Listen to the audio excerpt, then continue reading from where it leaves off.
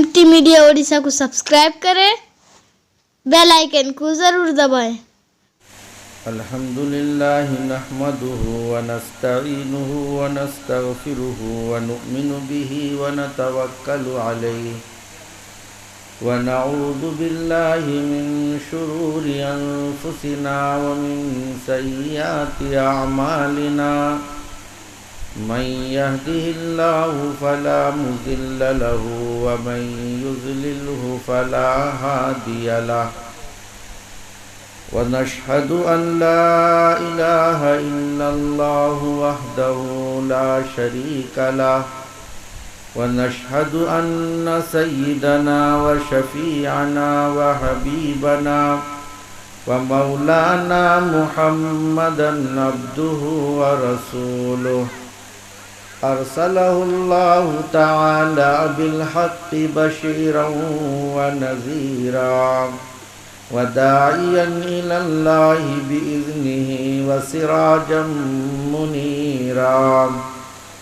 सल्लल्लाहु तआला अला खैरि खल्क़िहि व सहबिहि व बारक सल्लम तस्लीमन कसीरन कसीरा अम्मा बाद फ़अऊज़ु बिल्लाहि मिनश शैतानिर रजीम बिस्मिल्लाहिर रहमानिर रहीम लक़द कान लकुम फ़ी रसूलिल्लाहि उस्वतुन हसनह वक़ाल अन्नबिय्यु सल्लल्लाहु अलैहि वसल्लम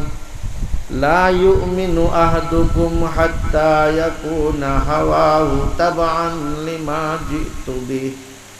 औ कमा क़ाल अन्नबिय्यु सल्लल्लाहु अलैहि वसल्लम। मुअज़्ज़ज़ हाज़िरीन किराम, सामईन इज़ाम, पर्दानशीं माएँ और बहनें, आज का ये जलसा ईसाले सवाब के लिए मुनक़िद किया गया है।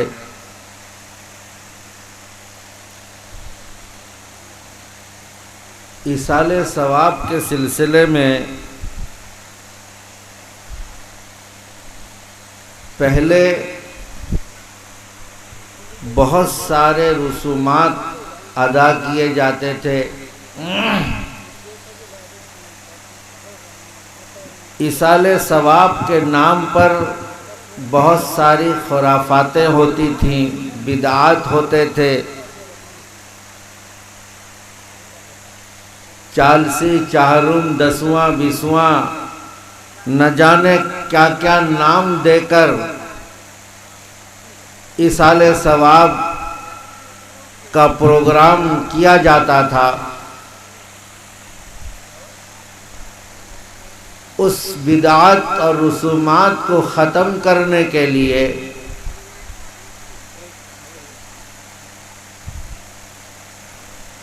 हमारे पुराने, हमारे बुज़ुर्ग, हमारे असलाफ, हमारे अकाबिर रहिमहुमुल्लाह ने बड़ी हिकमत से, बड़ी मसलहत से उन बिदआत और रसूमात को ख़त्म करने के लिए लोगों में एक रुझान पैदा किया कि देखो, ईसाले सवाब अगर करना है, जिस तरह आप खाना पकाकर गरीबों को खिलाते हैं सवाब है, जिस तरह कुरान की तिलावत करते हैं सवाब का काम है, जिस तरह और दूसरे सदक़ात और खैरात के ज़रिए से आप लोग ईसाले सवाब करते हैं, उन्हीं सवाब के काम में एक बड़ा सवाब का काम यह है कि दीनी मजलिस रखी जाए, दीनी महाफिल सजाए जाएं और फिर उस महफिल और मजलिस में उलमाए किराम आकर दीन की बातें बताएं, सच बात बतलाएं, हक बात बतलाएं, कुरान और सुन्नत की बातें करें, अल्लाह और उसके रसूल का तज़किरा हो, اللہ کے نبی حضور محمد الرسول اللہ صلی اللہ علیہ وسلم نے جس کام کو جس طرح سے کرنے کا جو طریقہ بتلایا ہے وہ طریقہ علماء کرام بتلائیں گے تو عام کا عام گٹھلی کا دام دونوں ہو جائے گا، ایصال ثواب بھی ہو جائے گا اور کچھ دین کی باتیں مسئلے مسائل کی باتیں بھی لوگ سیکھ لیں گے۔ اس ارادے سے ہمارے اکابر رحمہم اللہ نے یہ سلسلہ شروع کیا تھا، لیکن مجھے یہ کہنے میں ذرا بھی جھجک نہیں ہے کہ اکابر رحمہم اللہ نے جس نیت سے جس ارادے سے ان جلسوں کا ان ایصال ثواب کی محفل قائم کرنے کا سلسلہ شروع کیا تھا، آہستہ آہستہ یہ جلسہ بھی بدعات کا اور رسومات کا رخ اختیار کرتا جا رہا ہے۔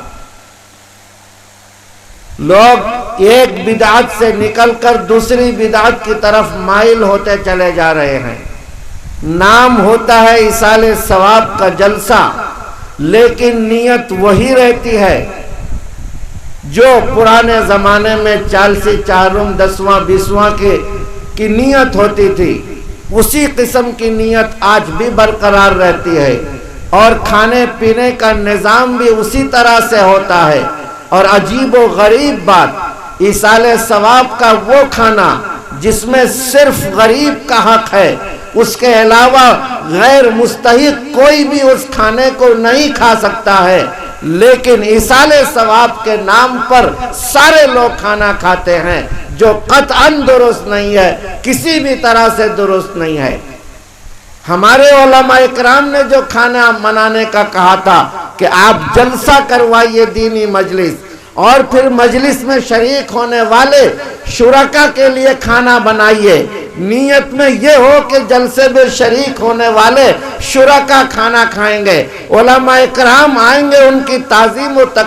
تکریم میں ان کی ضیافت میں کھانا کھلایا جائے گا، اس نیت سے کھانا بنائیں، ہرگز ایصال ثواب کی نیت سے کھانا نہ بنوایا جائے، تب جا کر وہ کھانا درست ہوگا۔ ورنہ اگر ایصال ثواب کے ارادے سے کھانا بنا ہے تو وہ سارے کھانے کا جو مستحق ہے وہ صرف وہ لوگ ہیں جن کو ایک وقت کا لقمہ نصیب نہیں ہے، تھوڑی ایک دن کا کھانا نصیب نہیں ہے، صرف وہی لوگ اس کھانے کے مستحق ہیں، سارے لوگ اس کھانے کو نہیں کھا سکتے۔ نیت میں فرق، نیت بدلے گی تو سب کچھ بدل جائے گا، حکم بدل جائے گا۔ کھانا پکاتے وقت، کھانا بنانے وقت یہ نیت ہو، علماء کرام آئیں گے، ان کی تعظیم ہوگی، ان کی ضیافت کرنی ہے، شرکا آئیں گے، واعظ سننے آئیں گے، دین کی مجلس لگے گی تو لوگ آئیں گے دین کی باتیں سننے، ہم ان کی مہمان نوازی کریں گے۔ اس نیت سے اگر کھانا پکتا ہے تو پھر وہ کھانا پکنے کے بعد وہ جو دینی مجلس کا ثواب آپ کو ہے وہ ثواب پہنچے گا۔ پھر اس کے بعد آپ اپنے اللہ سے کہیے کہ اللہ جو کچھ آپ نے اس دینی مجلس کی برکت سے ثواب عطا کیا ہے اس ثواب میں ہمارے مرحومین کو بھی حصہ عطا فرما دیجئے، تو اللہ تعالیٰ مرحومین کے حق میں بھی اس ثواب کو پہنچائیں گے برابر۔ تو میں عرض کر رہا تھا میرے بھائیوں، بزرگوں اور دوستوں، ایصال ثواب کے جلسے کے نام پر بھی اب بدعت اور خرافات ہونے لگی ہیں۔ جن خرافات، رسومات اور بدعات کو روکنے کے لیے ہمارے بزرگوں نے بڑی حکمت عملی سے یہ کام شروع کیا تھا، یہ سلسلہ شروع کیا تھا، اب اس کے اندر بھی بگاڑ آنے لگی ہے۔ اب ضروری ہے کہ ہم جب ایصال ثواب کرتے ہیں تو ثواب کے کام کو جس کام کو کرنے کا حکم ہے اگر اسی طرح سے کریں گے تو ثواب ملے گا، اگر اس طرح سے نہیں کیے، اپنی طرف سے ہم نے منمانی کی، اس میں رسومات کو داخل کر دیا تو پھر ثواب نہیں ملے گا۔ جب ثواب نہیں ملے گا تو مرحوم کو کیا پہنچے گا؟ کچھ بھی نہیں پہنچے گا۔ اور اگر خدا نہ خواستہ کچھ ایسی خرافات ہم کر دیے، ایسی بدعات کر دیے تو پھر وہ ثواب کے بجائے گناہ ملنے لگے گا۔ اب آپ بتائیے آپ کا ارادہ ہے کہ اس قسم کے پروگرام سے جو ثواب ملے وہ ثواب ہمارے مرحوم کو پہنچ کر قبر میں راحت کا سامان بنے، لیکن ہمارے کرتوتوں کی وجہ سے، ہماری بدنیتی کی وجہ سے، ہمارے بد ارادوں کی وجہ سے وہ ثواب کے بجائے گناہ ہوگا، اور پھر اللہ نہ کرے، خدا نہ کرے، وہاں قبر میں ہمارے ساتھ تو جو ہوگا قبر میں ان کے ساتھ کیا ہوگا کہ تم نے کیسے لوگوں کو چھوڑایا ہے، کیسے لوگوں کو وہاں پیچھے میں چھوڑا ہے، انہیں کیوں نہیں تربیت دی گئی۔ الغرض میرے دوستو بزرگوں، دین کے کسی بھی کام کو کرنے کے لیے اسی کے مطابق کرنا ہے جس طرح کرنے کا طریقہ بتایا گیا ہے۔ اسی لیے میں نے قرآن کی آیت شروع میں پڑھی تھی، وہ قرآن کی آیت میں اللہ تعالیٰ فرماتے ہیں کہ اگر تم چاہتے ہو دنیا کے اندر کوئی بھی چیز کا کرنے کے لیے تو تمہارے لیے سب سے بہترین نمونہ ہے وہ محمد الرسول اللہ صلی اللہ علیہ وسلم ہے۔ لقد کان لکم فی رسول اللہ اسوۃ حسنہ، محمد الرسول اللہ صلی اللہ علیہ وسلم کو آئیڈیل بنا کر اللہ کے نبی صلی اللہ علیہ وسلم کی سنت کو مطابق کوئی کام کریں گے تو آپ اس میں کامیابی پائیں گے، اور اگر اپنی منمانی کی طرف سے کچھ کریں گے تو ناکام ہوئیں گے۔ اسی چیز کو حدیث کے اندر بیان کیا گیا ہے، جس حدیث کو میں نے پڑھا ہے، اللہ کے نبی فرماتے ہیں ہرگز وہ مومن نہیں ہو سکتا ہے، لا یؤمن احدکم، تم میں سے کوئی بھی مومن اس وقت تک نہیں ہو سکتا ہے حتی یکون احب الیہ، حتی یکون ہواہ تبعا لما جئت بہ، جب تک کہ اس کی خواہش محمد الرسول اللہ صلی اللہ علیہ وسلم نے جس دین کو لایا ہے، جس طریقے کو لایا ہے، اس طریقے کے مطابق آپ کی خواہش، آپ کی ہوا نہ ہو جائے تب تک وہ مومن نہیں ہو سکتا ہے۔ تو میرے بھائیوں، بزرگوں اور دوستوں، ان قرآن کی اس آیت اور حدیث پاک سے ہمیں یہ سبق ملتا ہے، ہم کوئی بھی کام کریں علماء سے پوچھ کر کریں کہ قرآن و سنت میں اس کا کیا طریقہ ہے۔ ہم اپنے مرحوم کو ثواب پہنچانا چاہتے ہیں، اس ثواب پہنچانے کا طریقہ کیا ہے؟ میرے دوستو بزرگوں، ثواب کے لیے آپ کچھ بھی نیک عمل کریں، کچھ بھی اچھا کام کرے، ضروری نہیں ہے کہ آپ جلسے کریں، ضروری نہیں ہے کہ آپ دیگیں چڑھائیں، ضروری نہیں، بلکہ بعض لوگ تو اس کو اتنی اہمیت دینے لگے ہیں سود میں پیسہ لا کے ایصال ثواب کا جلسہ کراتے ہیں۔ ایسی خبر ہے، اللہ حفاظت فرمائے، وہ ثواب کے بجائے گناہ مل رہا ہے، مرحوم کو بھی مل رہا ہے اور آپ کو بھی مل رہا ہے۔ ایسے کام ہرگز نہ کیجئے کہ سود میں پیسے لائیں اور ایصال ثواب کرائیں، صرف اس خوف سے کہ بستی والے کہیں گے اپنی ماں کے لیے ایصال ثواب بھی نہیں کیا۔ کہنے دو، آپ کو اگر ایک آیت یاد ہے پڑھ لیجئے، اللہ کا کہیے کہ اللہ اس آیت کا ثواب میری ماں تک پہنچا دیجئے، ایک کل پڑھ لیجئے 3 بار۔ آپ کوئی نیک کام کیجئے، راستے سے کنکر ہٹا دیجئے، اپنے اللہ سے کہیے اس کا ثواب مرحوم تک پہنچا۔ اللہ تعالیٰ کا نظام ہے کہ آپ کو بھی پورا ثواب دے گا، آپ کے مرحوم کو بھی پورا ثواب عطا کرے گا۔ میرے بھائیوں، بزرگوں اور دوستوں، ہم ضرور اپنے